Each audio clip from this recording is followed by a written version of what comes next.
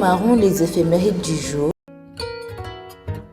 Démarrons l'éphéméride du jour par l'éphéméride du 13 juin 1903. Cheikh Ahmadou Bamba Mbacké est arrêté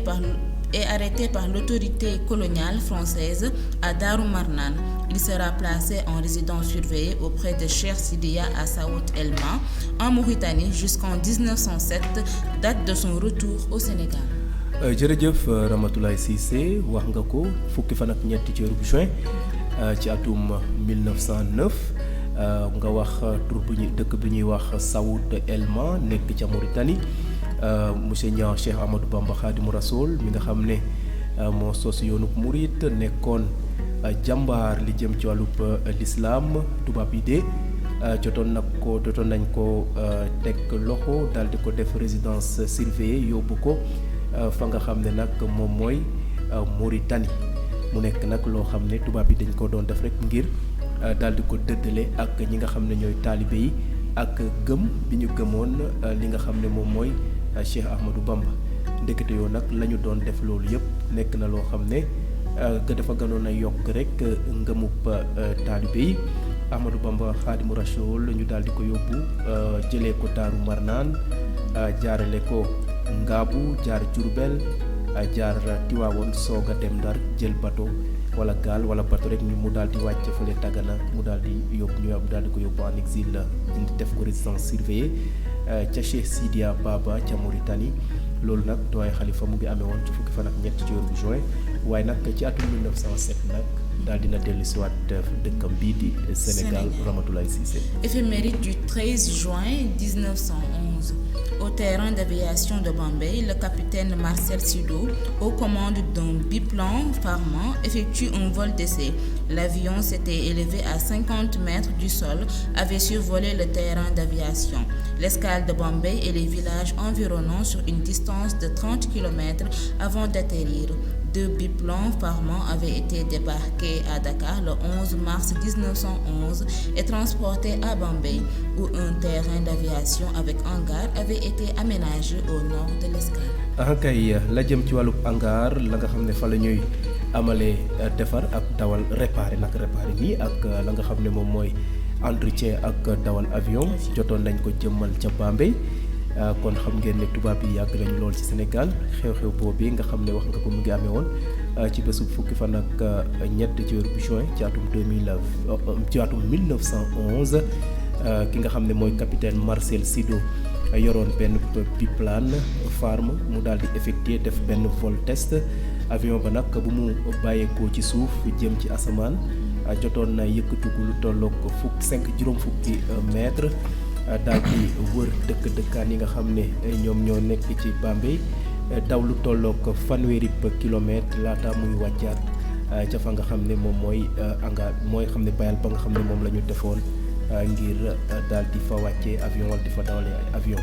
bi fàtte nag nee nga sax ci fukki fan ak benn ci weeru mars ci atum 1911 ñaari avion biplane jotoon nañ ko indi ca Dakar jóge woon ko réewum tugal indi ko ca Bambey ngir amal la nga xam ne ay essai la jëm ci wàllu dawal avion tubaab yi donte ne monsieur Niang ñu ngi fi woon doon jëmmal seen noteel ca jamono buur ya waaye nag suñu jàppee ne atum 1911 de nekkoon na jamono yoo xam ne nga doon def ay essai doyen Khalifa ngir daal suñu fi jógee la nga xam ne lu baax la ñu bàyyil ñu ko ñu donn ko te loolee kenn du ko weddi ndax gis nañu bâtiment administratif yu bëri yoo xam ne ak saxaar yi ak ni ni mel jotoon nañu ko bàyyil te biñ ko bàyyee nag ñun ñoo donn kon nag donte ne tubaab yi def nañu loo xam ne safaan la ci Sénégal waaye nag bokk nañu ci jëmal la nga xam ne mooy Sénégal kanam Ramatoulaye Cissé. Éphéméride du 13 juin 1915. Décès à Dakar à l'âge de 49 ans d'Amédée William Merleau-Ponty, gouverneur général de l'Afrique occidentale française. Il sera succédé par François-Joseph Clausel. monsieur Niang xam nga ne sax Afrique occidentale française mooy AOF tubaab yi bu ñuy dugg ci Afrique wërngal këpp Sénégal gii lañ ko dooree moo tax Sénégal gën a am avancement ci yeneen réew yi nekk ci Afrique ndax administration fii lañ ko dëggee ñu daal di ko wasaare ci li nga xam ne mooy yeneen réew yi nekk ci Afrique Rama wax na ko nee na ki nga xam ne moom mooy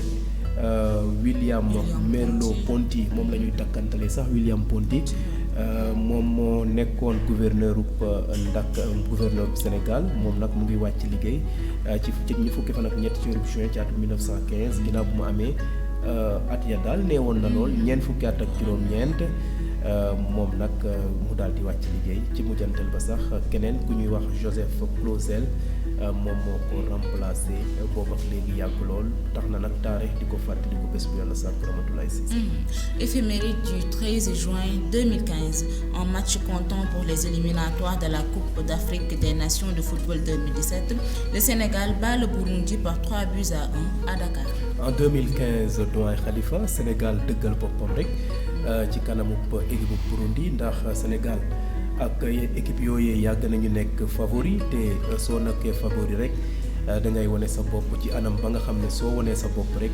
nit ñi xam ne la ñu doon njort ci yow ci li jëm ci wàllu favori yow nekk nga ko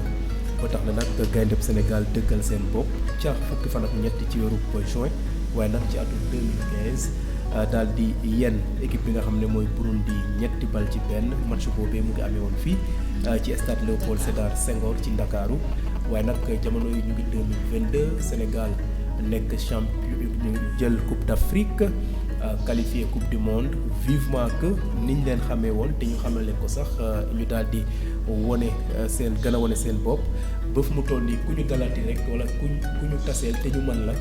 bëgg naa mu ëpp ñett juróom ba juróom benn ndax day tax ba ña nga xam ne ñoom ngay taseel ëllëg ñu bàyyi la xel rawatina tubaab yi ndax coupe du monde war na nar naa neex loolu Ramatoulaye Cissé. Terminons par l'éphéméride du 13 juin 2019. Ouverture à l'hôtel Pullman à Dakar de la 8e édition de la Journée de la femme digitale. Sur le thème « Elle change le monde, une première en Afrique ». Cette manifestation, lancée en 2013 par la Française Delphine Rémy-Boutang, consiste à mettre à l'honneur et à connecter chaque année les femmes qui s'emploient à révolutionner le monde grâce au digital. kay ci ngeen bokk de lu ñu wax li jëm ci wàllu technologie ci nga bokk ci la Aïda bokk ci la madame Guèye Fatou Fall bokk ndax la ñuy wax ne góor baax na jigéen baax na loolee la ñuy firndeel fii mu nekk juróom-ñetteelu édition journée de la femme digitale JFD thème ba nag mooy ne elle change le monde maanaam ñii jigéen ñi war nañu bokk ci ñi nga xam ne war nañu am baat ak jëf ci li jëm ci wàllu technologie ci àdduna gi ngir ñu mën na bokk ci ñi ko soppi ndaje boobee nag ñu lancé woon ko ñu tàmbale woon ko ci atum 2013 doomu France bi ñuy wax Delphine Rémy-Boutang moom nag moom moo ko jëmmaloon la tax mu def ko daal mooy ne fexe ba jigéen bu nekk daal wane xarañam ca la nga xam ne moo jëm ci wàllu xarala yu yees yi ndax ñoom ca la ñu bokk ndax ñoom dañoo wax ne ni góor baaxee jigéen noonu la baaxee loolu nag nekk loo xam ne dañ koy rafetlu ndax kii su jàppee fii kii jàpp fee mbir ya day gën a dox lool te su doxee nag ñëpp am ci njëriñ xew-xew yooyu rama ñu ngi amee woon ca fukki fan ak ñett ci weeru juin ci atum 2019 mu nekkoon nag loo xam ne lu am solo la te waris nañ koo bàyyi xel gàcce ngalaama Ramatoulaye Cissé. Merci beaucoup.